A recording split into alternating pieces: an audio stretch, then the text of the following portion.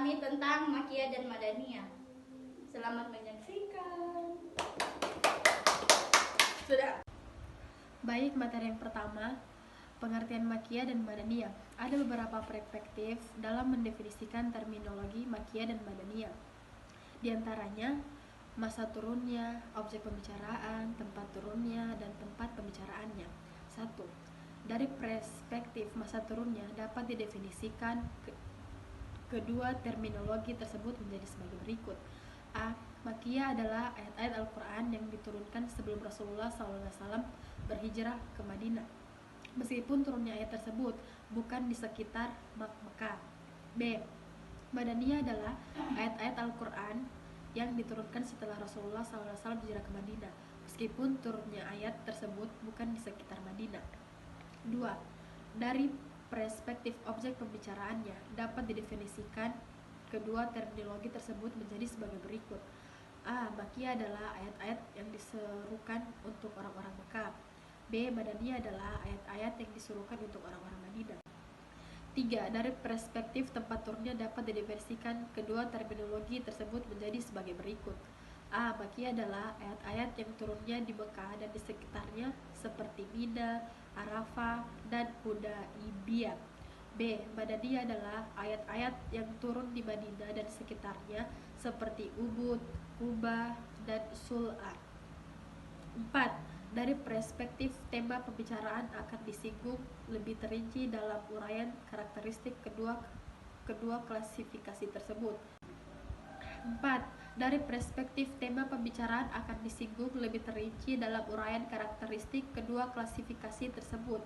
Kendati pun mengunggulkan pendefinisian Makkiyah dan Madaniyah dari perspektif masa turun, Subhi Soleh melihat komponen-komponen serupa dalam 3 pendefinisian. B. Manfaat mengetahui Makkiyah dan Madaniyah. Ada beberapa manfaat yang dapat kita peroleh dengan mengetahui nama surah Makkiyah dan nama surah Madaniyah. Di antaranya adalah: yang pertama, mengetahui sejarah hidup Nabi melalui ayat-ayat Al-Quran, turunnya wahyu kepada Rasulullah sejalan dengan sejarah dakwahnya dengan segala peristiwanya. Yang kedua, dapat mengetahui hukum nasik dan hukum mansukh dalam Al-Quran.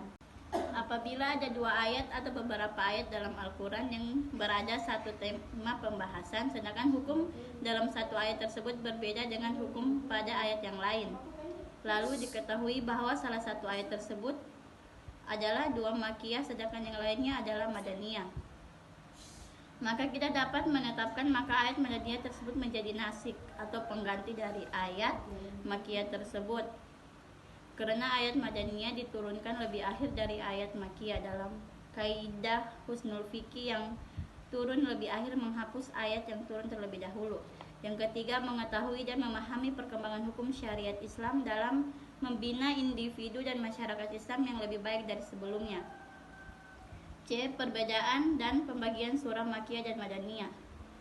Yang pertama, dari segi waktu turunnya, Makkiyah adalah ayat-ayat Al-Quran yang diturunkan sebelum hijrah meskipun bukan di Mekah, sedangkan Madaniyah adalah ayat-ayat Al-Quran yang diturunkan sebelum hijrah meskipun bukan di Madinah.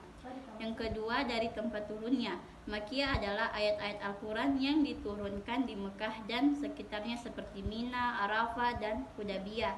Sedangkan Madaniyah adalah ayat-ayat Al-Quran yang diturunkan di Madinah dan sekitarnya seperti Uhud, Kubah, dan Sil. Yang ketiga, dari segi sasarannya, Makkiyah adalah yang suruhannya ditunjukkan kepada masyarakat Mekah, sedangkan Madaniyah adalah yang Bagian D. Ciri-ciri Makkiyah dan Madaniyah. Para ulama telah menerangkan pula beberapa ketentuan dan ciri-ciri untuk mengetahui antara surah Makkiyah dan Madaniyah. Di antaranya adalah ciri-ciri surah Makkiyah. Pertama, setiap surah Al-Quran yang di dalamnya terdapat lafaz kalla, jangan begitu, adalah termasuk surah Makkiyah. Lafaz kalla ini disebutkan sebanyak 33 kali dan terdapat di dalam 15 surah yang semuanya terdapat pada bagian akhir dari Al-Quran. bahwa mayoritas separuh akhir dari Al-Quran itu diturun sebelum hijrah. B. Setiap surah yang di dalamnya ada bacaan sajadahnya, maka surah tersebut adalah Makkiyah, seperti surah An-Nazm, Al-Alaq, dan lain-lain.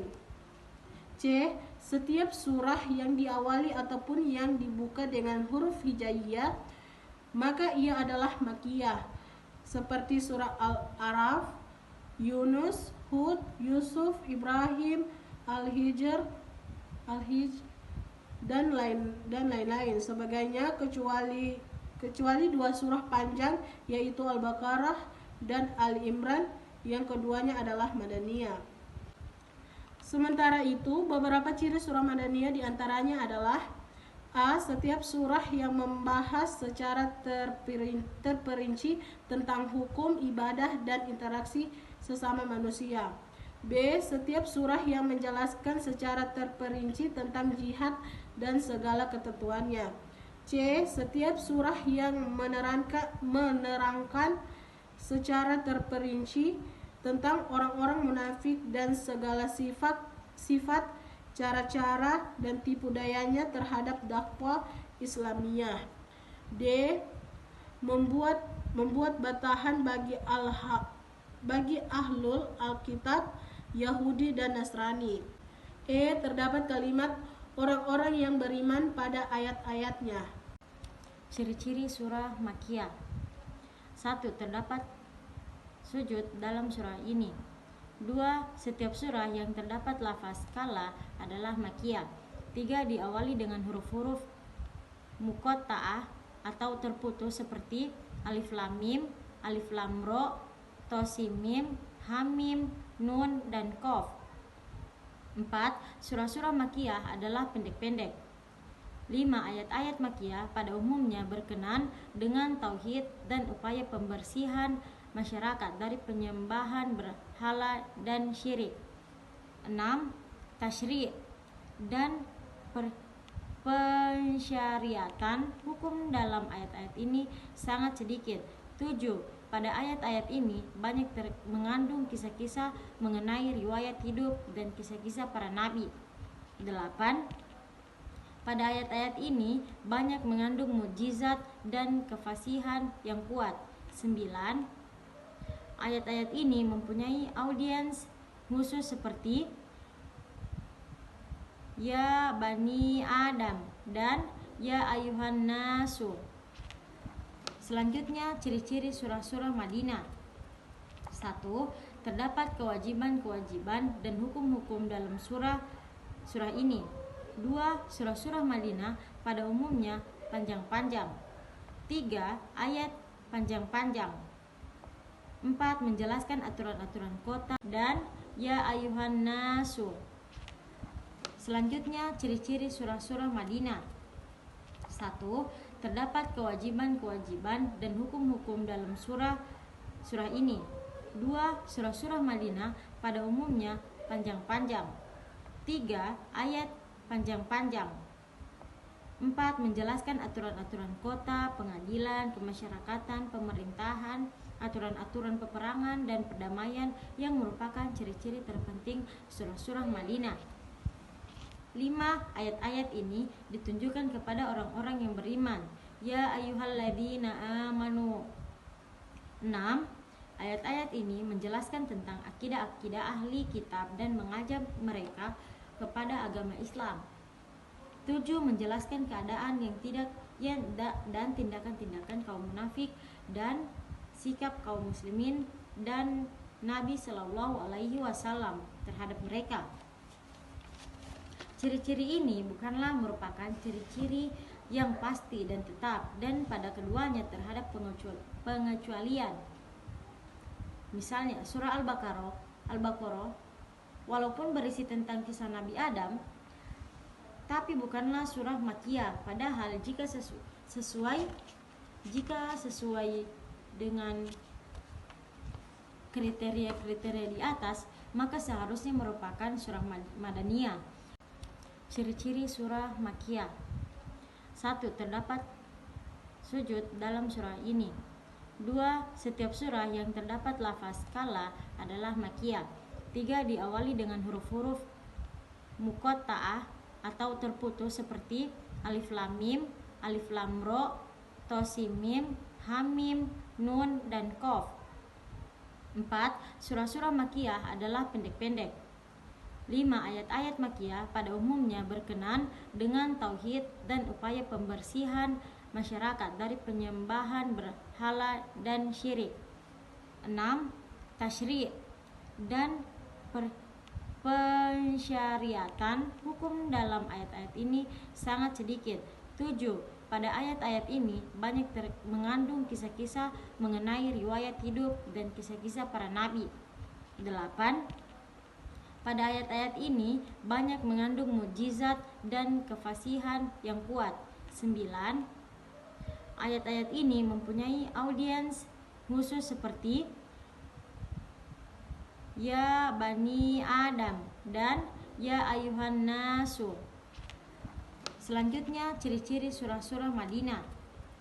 1. Terdapat kewajiban-kewajiban dan hukum-hukum dalam surah ini. 2. Surah-surah Madinah pada umumnya panjang-panjang.